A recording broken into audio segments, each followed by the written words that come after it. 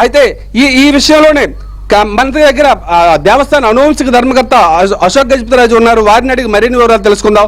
Sir, ఇటువంటి ఘటన ఎప్పుడైనా మీరు చూసారా? ఈ ఘటన ఎలా మీరు పర్యవేక్షిస్తున్నారు సార్? చూడు, మానవత్వం అప్రోచ్ ఉండాలి.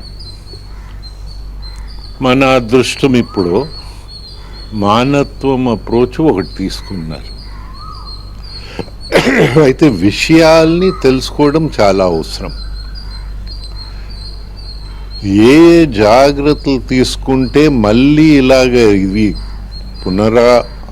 ఇది జరగకూడదు, అపశృతులు జరగకూడదు, భక్తులందరికీ ఒక సురక్షిత భావంతో ఉండాలని. అయితే మనకి ఈ వర్షాలు ప్రతి చందనోత్సవంలో వస్తాయి, కానీ ఈ సంవత్సరం మనకు కనిపించిన అంత హెవీ రెయిన్ మనకి అక్కడ ఎప్పుడు నేనైతే నా జ్ఞాపకం శక్తి ఉన్న మనకు మేము ఎప్పుడు చూడలే. సో నిజాలు ఏంటి తెలుసుకోవడం చాలా అవసరం. అయితే మాకు తెలిసిన మటుకి ఈ రష్ ఎక్కువ ఉన్నప్పుడు ప్రతి దేవస్థానం దగ్గర టెంపరీ విషయాలు పెడతారు. ఇప్పుడు గాలి ఎక్కువ వచ్చింది, కొన్ని షీట్స్ ఎగిరాయి, ఏం జరిగింది అక్కడ అనేది ఆ స్పష్టీకరణం అవ్వాలి. సో ఆ టెంపరీ ఇవి కూడా ఒక క్వాలిటీగా రావాలి. ఇప్పుడు దేవస్థానాలన్నిట్లో క్వాలిటీ, లోయెస్ట్ టెండరు ఇవన్నీ ఈ తతంగాలు నడుస్తున్నాయి. దీన్ని మీనింగ్ఫుల్గా చేయవలసి ఉంటుంది. సో మీకు ఎలాగ వెళ్తే బాగుంటుంది, ఆ ఎక్స్పర్ట్స్ అందరితో ఇది చేయాలి. ఇప్పుడు ఇక్కడ జరుగుతున్న ఇన్సిడెంట్ ఒక గోడ కూలినట్లా ఉంది. నేనైతే స్పాట్ని చూడలే. ఎందుకైతే మేము అక్కడ ఉన్నప్పుడు దర్శనం చేసి జనరల్గా మనం కొండలో పార్కింగ్ లిమిటెడ్ స్పేస్ ఉంటుంది. గతంలో మనకు చాలా సమస్యలు వచ్చాయి. అందరు వారికి వెహికల్స్ పార్క్ చేయడం, డ్యూటీ కానీ నాన్ డ్యూటీ కానీ పెద్ద మనుషులు కానీ ఏదైనా, దానివల్ల చాలా సమస్యలు ఉత్పన్నమయ్యాయి. భక్తులకి దర్శనం సరిగా దొరకలేని రోజులు కూడా చూసాం, సరిగా దొరికిన రోజులు చూసాం. ఇప్పుడు సరిగా దొరికిన సంవత్సరాలు ఏమైంది, టెంపుల్లో క్యూ ఆగకంట నడిచింది, ఘాట్ పైన ట్రాఫిక్ జామ్ లేకంట నడిచింది. సో ఈ మూవ్మెంట్స్ ఆగకుండా ఉండాలనేది, పెద్దల్ని గౌరవించడం అందరి ధర్మం. ప్రజాస్వామ్యంలో ఉన్న ప్రజాప్రతినిధులను గౌరవించడం ధర్మం, కానీ బాధ్యతల్ని విస్మరించడం కాదు. సో ఇది ఒక సమస్య. అందుకోసం ఏం తెలియాలి, ఎలా కరెక్ట్ చేయాలి. ఇక్కడ కన్స్ట్రక్షన్తో కూడా కూడిన వ్యవహారం ఇది. ఇప్పుడు మన దేశంలో ప్రసాద్ స్కీమ్ వచ్చింది.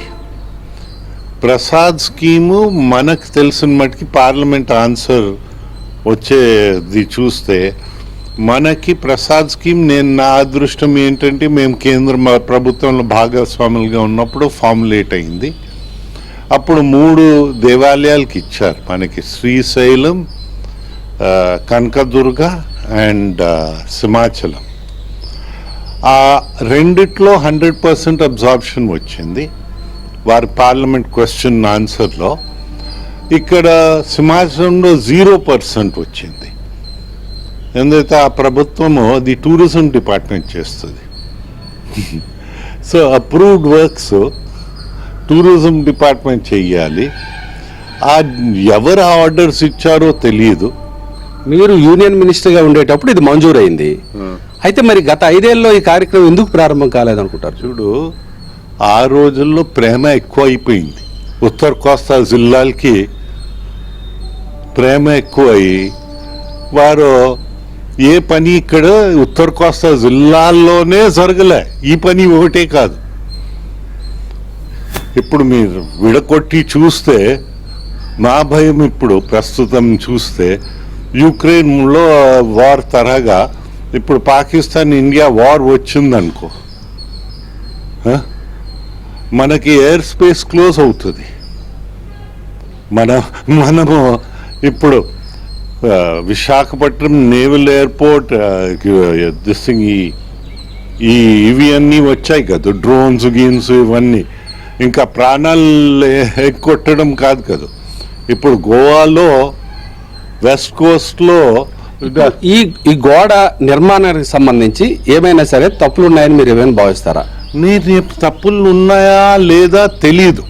ఇప్పుడు ఆర్ఎన్బి డిపార్ట్మెంట్ ఇంజనీర్ వారి నైపుణ్యం వాళ్ళు కలిగిన వాళ్ళు చూస్తే నేను ఎంతవరకు చెప్పగలుగుతాను, అడ్మినిస్ట్రేటివ్ ల్యాప్సెస్ చెప్పగలుగుతాం కొంత. ఏందైతే అడ్మినిస్ట్రేటివ్ ల్యాప్సెస్ ఉన్నాయి, కానీ లేకపోతే ఎప్పుడో అయిపోయేది, సేఫ్ స్టేజెస్కి వచ్చేవి ఇవన్నీ. సో మనకి ఏం జరిగిందనేది క్లారిటీతో ఉండాలి. ఇప్పుడు ఎవరిపైన నింద పెట్టే ముందున ఏం జరిగింది సరిగా తెలుసుకోవాలి. నివేదిక వచ్చిన తర్వాత చర్యలు ఏ విధంగా ఉంటాయి? అది చట్టరీత్యా ఏముంటే అదే తీసుకోవాలి. ఏదైనా ఉంటే మానత్వం అప్రోచ్ ఉండాలి. ఇప్పుడు మానత్వం అప్రోచ్ మనకు కనిపిస్తూ ఉంది.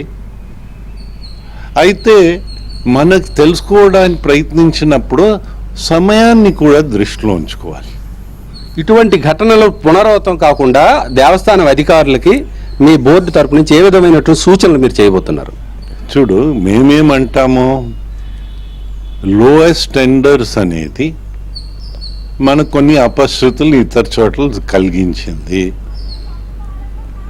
ఆ క్వాలిటీ వర్క్ ఉండాలి.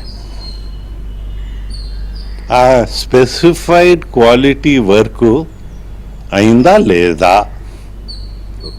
That is the most important thing. అవ్వలేదనుకో ఇలాంటివి జరగకూడదు. అయిందనుకో it's just a delay.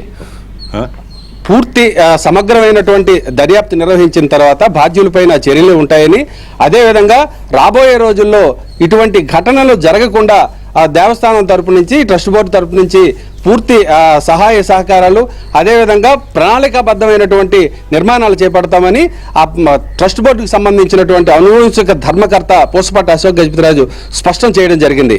Video journalist సుధీర్తో Srinivas, ABN news, Vizianagaram. Over to Hyderabad studio.